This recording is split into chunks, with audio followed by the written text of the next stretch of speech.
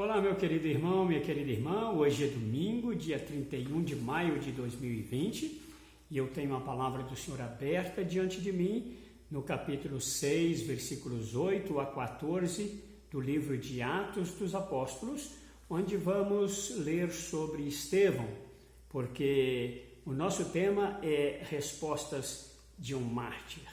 E o texto diz assim: E Estevão, cheio de fé e de poder, fazia prodígios e grandes sinais entre o povo.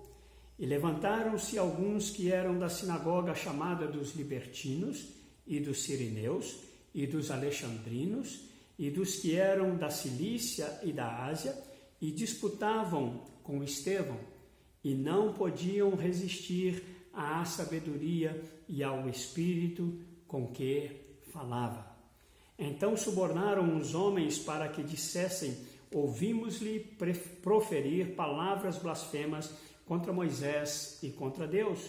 E excitaram o povo, os anciãos, os escribas, e investindo contra ele, o arrebataram e o levaram ao conselho. E apresentaram falsas testemunhas que diziam: Este homem não cessa de proferir palavras contra este santo lugar e a lei, porque nós lhe ouvimos dizer que esse Jesus Nazareno há de destruir este lugar e mudar os costumes que Moisés nos deu. Bom, nós sabemos que Estevão foi o primeiro mártir de que se tem notícia na Bíblia. Sabemos também que o tempo em que ele viveu foi um tempo de grande convulsão econômica, social, religiosa, e que o contexto de o seu martírio é o mesmo do início da igreja, que aquele momento era ainda imatura, considerando o tempo de sua existência, mas que ao mesmo tempo era uma igreja poderosa, pujante, uma igreja influenciadora, destemida, uma igreja que inclusive iria transtornar o mundo da sua época, o que realmente aconteceu. E Estevão, logo no início, fazia parte do corpo diaconal para o qual havia sido escolhido para resolver certas questões da igreja. E entre os requisitos para a escolha dos 7 homens que foram apontados estavam os seguintes: deviam ser cheios do Espírito Santo, ter boa reputação e serem cheios de sabedoria. E eu quero começar dizendo a você, meu irmão, minha irmã, que quando se preenche estes 3 requisitos, é impossível não acontecer 2 coisas em sua vida. A primeira coisa é que você cai na graça do povo. As pessoas percebem você. Seu conceito sobe. Você passa a ser rodeado de pessoas porque sua presença agrega valores. Também você atrai pessoas em razão da necessidade que elas têm, porque elas veem em você, elas têm em você uma certa esperança de solução para os seus problemas, e então você pode sentir útil e realizado. Mas sabe de uma coisa? Esta primeira coisa que acontece a você é algo que nós pretendemos, é algo que nós queremos, é algo gostoso de se viver, digamos assim, o auge do ministério. Nós queremos, do ministério cristão, nós queremos ser reconhecidos, ser vistos, nós queremos nos sentir realizados, é a glória do ministério. Mas há uma segunda coisa que também acontece quando nós preenchemos estes requisitos. E esta segunda coisa está relacionada à resistência do inimigo ao levante dos maus. Isso é porque o inimigo das nossas almas e também os maus deste mundo, eles não suportam os frutos de uma igreja gloriosa. Uma igreja atuante, uma igreja com pessoas cheias do Espírito, com sabedoria, com boa reputação, é uma igreja que incomoda este mundo. É uma igreja que faz toda a diferença. E por isso é que existe uma resistência, e o texto que nós lemos mostra algumas ações malignas destas pessoas contra Estevão. Nós vemos que aquelas pessoas subornaram homens para que mentissem contra Estevão. Também agitaram o povo, os líderes religiosos, os mestres da lei. Eles prenderam a Estevão, o levaram ao sinédrio para ser julgado. E além de todas essas coisas, tem o fato de que apresentaram falsas testemunhas contra ele. Sabe, Jesus já tinha advertido aos discípulos sobre essas perseguições. Em Mateus, no capítulo 10, versículos 16 a 18, Jesus diz assim: Eis que vos envio como ovelhas ao meio de lobos. Portanto, sede prudentes como as serpentes e inofensivos como as pombas. Acautelai-vos, porém, dos homens, porque eles vos entregarão aos sinédrios e vos açoitarão nas suas sinagogas, e sereis até conduzidos à presença dos governadores e dos reis, por causa de mim, para lhes servir de testemunho a eles e aos gentios. Assim nós sabemos que o que está acontecendo com Estevão é o que Jesus já havia dito. Mas a pergunta quanto a este acontecimento com Estevão é algo que nós precisamos procurar resposta. E a pergunta é: quais foram as respostas de Estevão? Qual foi a atitude, ou quais foram as atitudes de Estevão frente a esta grande oposição e ao seu próprio martírio? E quando nós fazemos esta pergunta e verificamos no texto, nós vemos que todas as respostas dele são uma espécie de réplica das atitudes e do caráter do Senhor Jesus Cristo. A primeira resposta dele foi a serenidade. Nós vemos no versículo 15, que diz assim: Então todos os que estavam assentados no conselho, aqueles que estavam ali para julgá-lo, aqueles que estavam ali acusando Estevão, todos aqueles que estavam ali assentados no conselho, fixando os olhos nele, viram o seu rosto como o rosto de um anjo. Havia serenidade, não havia ansiedade, porque não havia nele culpabilidade alguma. Assim como a mulher de Pilatos e também os soldados que executaram a crucificação de Jesus testemunharam dizendo que Jesus era justo, também no caso de Estevão, aqueles que estavam ali, os seus acusadores, aqueles que estavam ali para julgá-lo, também puderam olhar para o seu rosto e perceberam que ele tinha um rosto como de um anjo, como de alguém inculpável. Sabe, na tribulação da vida, na tribulação do nosso dia a dia, no momento de sermos, quem sabe, também submetidos a uma situação como Estevão passou por ela, nós precisamos de estar voltados para esta realidade. E Pedro, ele fala sobre isso. Ele fala sobre o nosso comportamento. Na sua primeira carta, no capítulo 2, versículo 12, ele diz assim: tendo o vosso viver honesto entre os gentios, para que naquilo em que falam mal de vós como de malfeitores, glorifiquem a Deus no dia da visitação, pelas boas obras que em vós observem. Sabe, Pedro está dizendo, eles vão acusar vocês. Eles vão dizer que vocês estão fazendo coisas que vocês não estão fazendo, mas a resposta é o seu bom comportamento, é a forma como você responde a estas acusações. E esta é a primeira resposta do mártir Estevão. Comportamento exemplar, serenidade diante de seus acusadores. Como segunda resposta, nós vemos o que está escrito no capítulo 7 e no versículo 1, quando o sumo sacerdote pergunta a Estevão se são verdadeiras as acusações contra ele. Então ele começa do versículo 2 ao versículo 53 a fazer uma exposição da palavra de Deus, começando com a chamada de Deus a Abraão até o momento presente. Ou seja, a resposta de Estevão é a exposição da palavra do Senhor. Estevão, de fato, não se defende.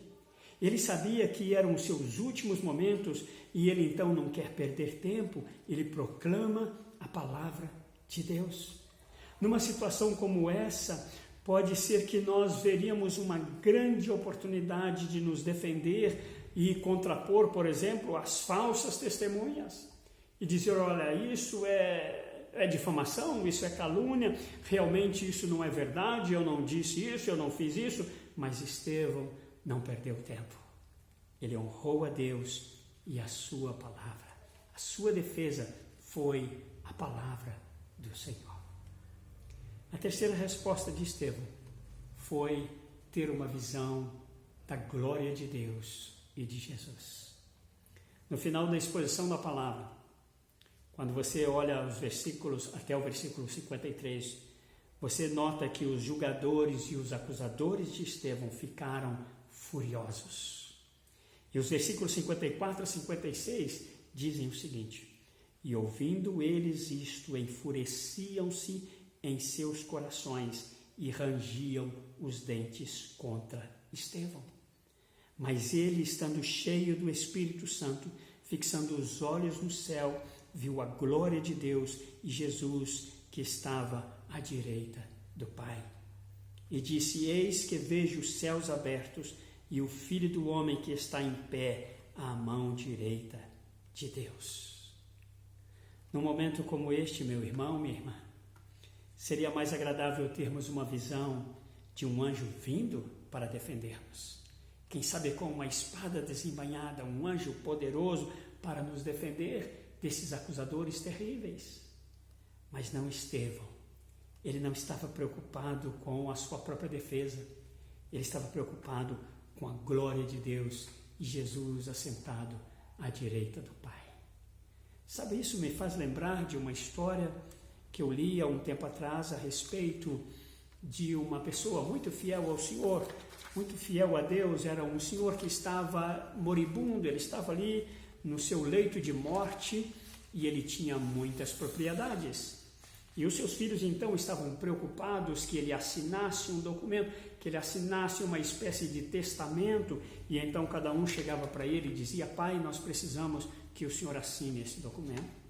E um chegava e o outro também, e o outro instava com ele, e finalmente então uma das filhas chegou e o beijou e disse: pai, nós precisamos deste documento, assine este documento, por favor. E então passou o documento a ele, e ele escreveu lá no lugar da assinatura, e eles fecharam o documento, e aquele senhor então faleceu. Eles fizeram o seu sepultamento. Passados os dias, eles foram então pegar o documento para tomar as providências necessárias, e descobriram então que no lugar da assinatura estava escrito Jesus. A visão daquele homem estava nas coisas lá de cima. A visão daquele homem não estava naquilo que ele podia ter aqui, mas o quanto ele representava para o Pai Celestial. A visão dele era a visão de Deus, era a visão de Jesus. A quarta resposta de Estevão foi o seu testemunho pessoal. Nos versículos 57 a 59, nós lemos o seguinte: mas eles gritaram com grande voz, taparam os seus ouvidos e arremeteram unânimes contra Estevão. Quando Estevão disse que tinha uma visão de Jesus, eles taparam os ouvidos, eles ficaram realmente furiosos e eles investiram, se arremeteram contra Estevão e, expulsando-o da cidade, o apedrejavam. E as testemunhas depuseram as suas roupas aos pés de um jovem chamado Saulo e apedrejaram a Estevão, que em invocação dizia: Senhor, recebe o meu espírito. Saulo era um jovem que perseguia a igreja do Senhor. E mais tarde ele se converteria e seria o grande apóstolo Paulo. O testemunho pessoal de Estevão foi de grande importância para a conversão de Paulo. As roupas dele deixadas aos pés de Paulo falam de alguém que tinha algo que até aquele momento Paulo não tinha. E isso tocou a vida daquele jovem que se tornou o grande apóstolo no futuro. Sabe, eu quero dizer para você que nesses momentos difíceis abrem a nós, a cada um de nós, uma grande oportunidade de deixarmos um legado nunca percebido antes. Paulo se converteu e ele é o autor de 13 cartas doutrinárias no Novo Testamento. É praticamente impossível pensar no Novo Testamento sem os escritos de Paulo. E aí está a vida, o testemunho e o martírio de Estevão. A quinta resposta de Estevão foi o perdão. É difícil pensarmos em alguém perdoar os seus agressores como ele o fez. E no versículo 60 nós vemos a oração dele por seus algozes. O texto diz assim: e pondo-se de joelhos, clamou com grande voz: Senhor, não lhes imputes este pecado. E tendo dito isto, adormeceu. Sabe, irmãos, a semelhança do que aconteceu com Jesus, que orou a Deus dizendo: Pai, perdoa-lhes porque não sabem o que fazem. No momento em que ele estava estava morrendo na cruz. Estevão também pede a Deus que perdoe os seus acusadores, aqueles que o executaram. E eu quero dizer para você, a menos que você e eu cheguemos a este ponto de pedir perdão pelos nossos agressores, dificilmente nós daremos os passos anteriores que nós já falamos. Dificilmente nós teremos a possibilidade de honrar a palavra do Senhor. Dificilmente teremos a oportunidade de termos um testemunho que as pessoas possam olhar para nós e dizer: olha, esta pessoa é diferente. O rosto desta pessoa, o semblante desta pessoa, a fala desta pessoa, as atitudes desta pessoa mostram algo diferente. Estevão deu as respostas que nos orientam nos nossos dias que nós estamos vivendo, porque nós estamos por enfrentar situações muito semelhantes à que ele enfrentou. Nós sabemos de perseguições pelo mundo afora. A coisa está estreitando, nós sabemos que pode chegar o momento em que nós tenhamos que ser colocados à prova. E é importante que você e eu tenhamos a resposta semelhantes a que Estevão deu. Quero destacar aqui um último fato relacionado a Estevão, e com isso eu estarei encerrando e orando com você e por você. No verso 2 do capítulo 8 de Atos diz o seguinte: e uns homens piedosos foram enterrar Estevão e fizeram sobre ele grande pranto. O martírio de Estevão teve grande repercussão. Não só a vida dele, mas também a morte dele foi útil ao reino de Deus. Isso me leva a fazer certos questionamentos. Isso me leva a olhar para dentro de mim, fazer uma espécie de inventário e então perguntar: em que a minha vida faz diferença neste mundo? Em que a forma como eu ajo, a forma como eu faço as coisas, a forma como eu testemunho de Deus faz a diferença neste mundo?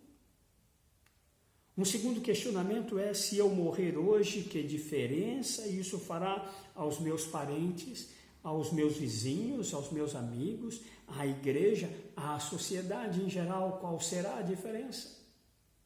A Bíblia diz que eles fizeram um grande pranto sobre Estevão.